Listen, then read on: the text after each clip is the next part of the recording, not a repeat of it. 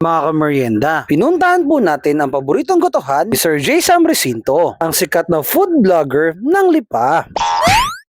Panibagong araw, panibagong merienda. Naya po natin ang Babes Gotong Batangas at Nihaw na Liempo. Pang-itry po ang kanilang masarap na goto na binabalikan po ni J. Sam Recinto, sikat na food vlogger ng Lipa. Ang Gotong Batangas sila guys ay may dalawang variant. Yung assorted po na may laman loob at tuwalya ng baka. At yung Gotong Batangas naman po na purong laman. Para po kami makatipid ay syempre dala-dala namin guys ang aming magic kanin. Lasa.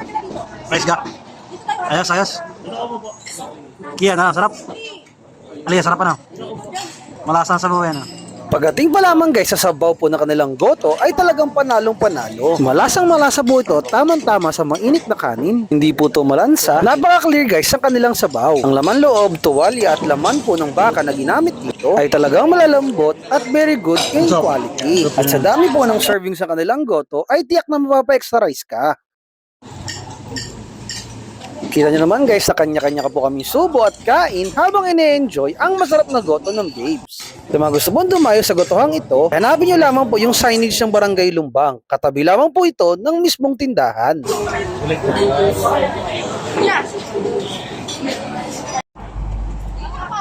Ayos din guys, ayos din. Sarap na. Sir J. Sam Recinto ay kasarap na din ay